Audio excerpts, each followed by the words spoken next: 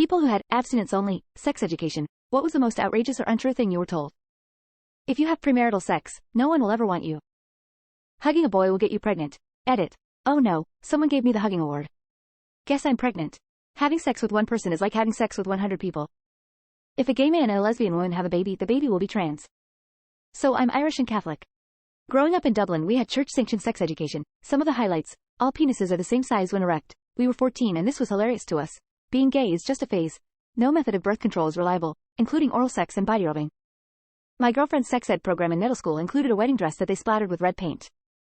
Opposite story, I went to a Catholic high school. My health teacher was a progressive. So she closed the door and said, listen, okay, sure, masturbation is a sin or whatever, but it's actually fine. You gotta, clean out the pipes once in a while. Now if your friends ask you to go to the movies and your answer is, sorry, gotta stay home and jerk off, probably step it back a bit.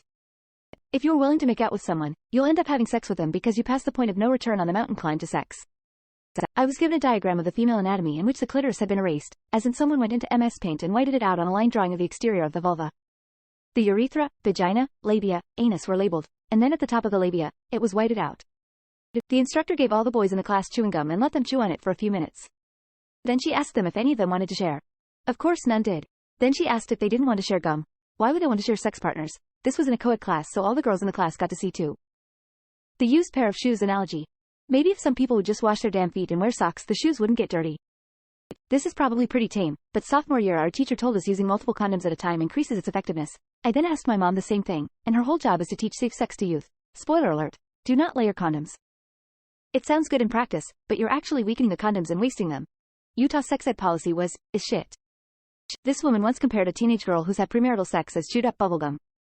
She then switched the comparison to a pair of worn out shoes. Shit you not.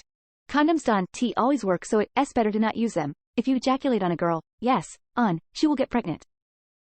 Regardless of if you had sex or not, boys get so horny sometimes they can't control themselves. So girls, it's up to you to remove temptation for the boys. Birth control pills disrupt a girl's hormones so badly she will become barren. That every time a girl, had sex I was giving away a part of my soul. So each sex partner whittled away bits of my soul. If I had sex before marriage, my God-given husband would only get a tiny scrap instead of a full half and thus wouldn't be able to love me as much as he would if I'd waited. Honestly, it's pretty confusing. This was taught in my Christian private school. My church-based sex ed claimed that foreplay involved things like reciting poetry to one another or playing the violin together. I guess their plan was for us to be so bad at foreplay we'd never have sex. I just remember this video I was shown in my church youth group of a guy holding a brick over a teen's head and saying there was a 1% change he was going to smash his face in. He was trying to illustrate how the 99% effectiveness of birth control doesn't seem so good when put in different terms, but those are the actions of a psychopath. Girls and boys had to go to different rooms during sex ed. The girls were told that abstinence is the best option because sex is painful. The boys weren't told that. I understand that sex can be painful for some people, but pretending sex isn't a source of pleasure at all for women is flat out wrong and depressing. 1. Condoms work. Why? Because sperm are microscopic, STDs are even smaller, and you think a piece of plastic is going to protect you? 2. The cookie analogy. I am sure there are multiple names for this, but the idea is, who wants to eat a cookie when everyone's already bitten out of it? Kissing gets you pregnant. Actual quote from my 9th grade health class: if you have sex, chances are you won't get HIV. But, chances are you will. I think the kids who asked were just trying to be funny and get a rise out of the teacher, older lady who was a PE and volleyball coach, but in any case they asked where AIDS comes from and how to avoid it. And this lady, in the year of our Lord 2010, responds, AIDS is caused by homosexuals. That's it. We were told that hickeys kill you because they cause your veins to burst. When your penis touches a girl's private parts, she gets pregnant. Condoms have microscopic holes and don't actually prevent pregnancy and definitely will not stop you from getting AIDS because the virus is so small it will magically go through the latex. That a woman's role in life is to wait for a husband, then dedicate her life to his wishes. Even as a kid, I knew that was flocked. The boys were in a separate class, taught by a doctor, and actually learned puberty. The girls were taught by the religion teacher. We only discussed respecting our husbands, nothing else. That's when I stopped being Catholic. I was taught in school that self-pleasure was also a sin. So as a young girl discovering her body, every time I masturbated, I cried because I thought I was going to hell. I don't know how many times I prayed to God asking for forgiveness. Condoms will fail close to 100% of the time. Sex before marriage makes you a whore. If you sleep with someone before you're married, you're cheating on your future husband or wife, and no one will love a cheater. You're setting yourself up for being lonely and unlovable. Good old Catholic sex ed. Thankfully that was in CCD and not school. Don't shower while on your period. You will stop bleeding and then you will have gyno problems. Girls that wear thongs are going to damage their genitals. We had an assembly every year in high school that discussed abstinence. I was told that every time I had sex it released a chemical, maybe serotonin, that you needed to bond with your baby. There was a finite amount of this, and if you had sex too much before marriage, it would waste this chemical and you risk not bonding with your baby appropriately. Watching porn would make you want sex so much that you wouldn't be able to control yourself. That you only have a finite amount of love to give, and if you give it away to people before you're married, you won't have any left for your partner. I'm friends with a guy who was homeschooled by a single father and was taught that women didn't exist. He believed it for a long time. Sex is strictly for the purposes of procreation. Someone argued that having sex before marriage is like cheating on your future wife because you're supposed to save it for her LMAO.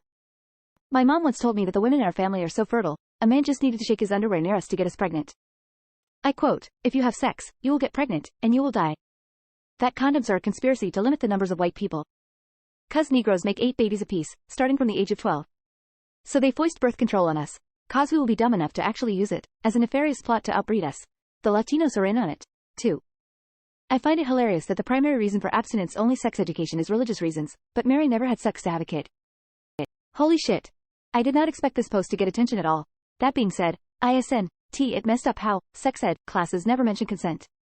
God wants you to have the best sex, and that only happen if you bottle up all your sexual energy and your future spouse bottles up all their sexual energy, and then when you get married you explode all over each other.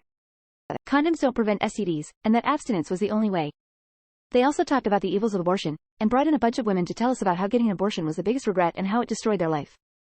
Not biased at all. The Pentecostal girl used the yearly abstinence class as a soapbox to circle jerk her views on rape and abortion. One of the kids had a sibling who was a victim of gang rape. A flipped table and a few thrown chairs later, the teacher decided to end the class early. That being raped violently enough, legitimately enough, rarely lead to pregnancy. Religious studies teacher, Catholic secondary school, England, 2005.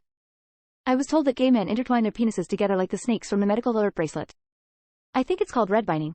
Nothing they told us was technically untrue. The best way to not get pregnant is to not have sex. It just wasn't sufficient as an education program. I had to learn a lot beyond that for myself in my own time.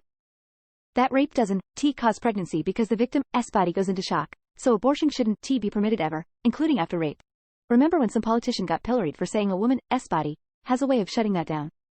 Not the first time I heard that. The first time was when I was 12. I was told that if you started kissing a guy, he would get going and wouldn't be able to stop, and you couldn't say no because you started it. Hell, eternal damnation for touching your pee-pee. Mine's technically true but completely misled the whole class. When a couple wants to make a baby, a man puts his penis into the woman's vagina and ejaculates, so we all thought a guy just casually puts it in once and then takes it out and then she's pregnant. I think the worst part was making us swear to God that we would wait until marriage to have sex. Super weird in hindsight. Having had a thorough sex education in school, it boggles my mind that separation of church and state is not actually enforced. What's the point of the law, then? Actual quote from an abstinence-only speaker, look to your left, look to your right. They will both contract chlamydia. Haven, kept up with those individuals to check for validity of this claim. Reading through the answers here, I full understand why so many girls in high school used to use the loophole. If you touched your penis, it would shrivel up and die.